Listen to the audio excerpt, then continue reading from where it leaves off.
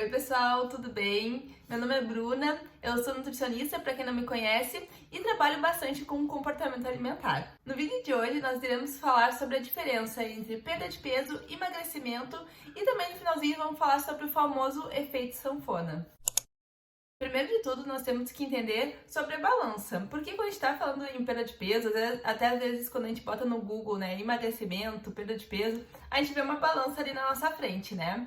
E lembrar que aquele número que a gente vê na balança é uma somatória de fatores. Não é somente a gordura que está ali explícito naquele número. Tem ali a própria gordura, massa magra, o peso dos ossos, água. Então tudo isso compõe aquele número que a gente vê ali na balança. Então entendendo que o número da balança é mais do que gordura, vamos começar falando sobre a perda de peso. Quando a gente está falando perda de peso, aí está sinalizando que a gente quer diminuir o número da balança. Isso não leva em conta todos esses fatores que eu falei pra vocês. A gente quer somente diminuir. Isso não importa se é de gordura. Claro que as pessoas querem, né, a perda de gordura, mas quando a gente tá falando só de perda de peso, a gente não tá considerando o que tá sendo perdido ali. A gente só quer, né, a diminuição do peso na balança. Então, por isso que muitas vezes dietas restritivas parecem que dão super certo, que emagrecem, mas às vezes quando a pessoa vai fazer uma avaliação corporal após ter feito uma dieta super restritiva, ela vai observar que pode ser que ela não tenha perdido somente gordura, porque dietas muito restritivas, né, que faz a pessoa realmente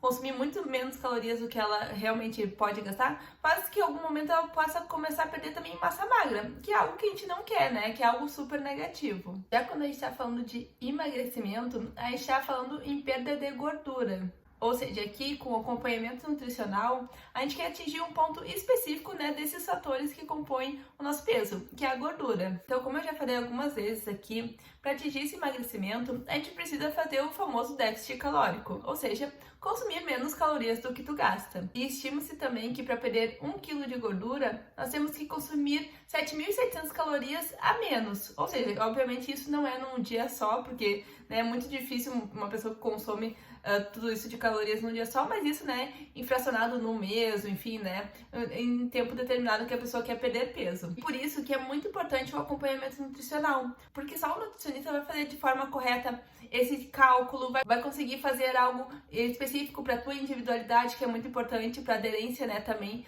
do tratamento do emagrecimento. E mais do que isso, estar em processo de emagrecimento, aí, como eu falei anteriormente, é perda de gordura. E não tem nada a ver também com perda de massa magra. O que a gente procura num processo de emagrecimento é preservar ao máximo a massa magra. Não é que essa massa magra não possa diminuir um pouco, mas não é a intenção que essa massa magra, né, baixe muito tanto quanto está baixando, né, a questão da massa de gordura. E a quantidade, né, de peso que a pessoa vai perder e como vai ser esse acompanhamento também é muito importante ser determinado junto com o paciente. Por isso que, né, reforçando de novo, o acompanhamento nutricional para o processo de emagrecimento é muito importante. Porque não é só perder gordura, né? Tem todo um acompanhamento por trás, um planejamento de como vai ser esse processo num todo. E como nós estamos falando agora, né, de um pouco de massa magra, também no processo de emagrecimento pode haver alguns casos que a pessoa também ganhe um pouco de massa magra e esteja perdendo gordura ao mesmo tempo. E às vezes a pessoa vai se pesar, né, não faz uma avaliação corporal, vai na farmácia se pesar, e ela não vê diferença no peso, acha que, né, não diminuiu o peso ali. E aí ela tá focando realmente só nessa parte que eu falei anteriormente da perda de peso. Mas não necessariamente não quer dizer que ela não esteja emagrecendo, mas sim que a composição corporal dessa pessoa tá mudando. E ter massa magra é algo super positivo. E por último, eu quero falar com vocês sobre o famoso efeito sanfona. O efeito sanfona é aquele constante reganho de peso após um processo de perda de peso, né, de emagrecimento também. Ou seja, muitas pessoas que fazem muitas dietas restritivas vivem nesse efeito sanfona, de emagrecer e engordar, de emagrecer e engordar. Porque, claro, né, dietas muito restritivas, elas não são duráveis a longo prazo. Ou seja, acaba muitas vezes acontecendo esse reganho de peso e muitas pessoas acabam até ganhando mais peso do que aquele anterior delas terem perdido. E estudos já mostram que esse reganho de peso pode acontecer entre 1 a 5 anos após a perda de peso. E afinal, por que isso ocorre? Primeiro de tudo, né, eu falei já anteriormente, por conta, né, das práticas recorrentes de dietas super restritivas, sem acompanhamento nutricional adequado, né, de um processo de emagrecimento, explicando um pouquinho melhor para vocês. Há também a diminuição do metabolismo. E junto com essa diminuição do metabolismo, pode ocorrer outras coisas concomitantemente.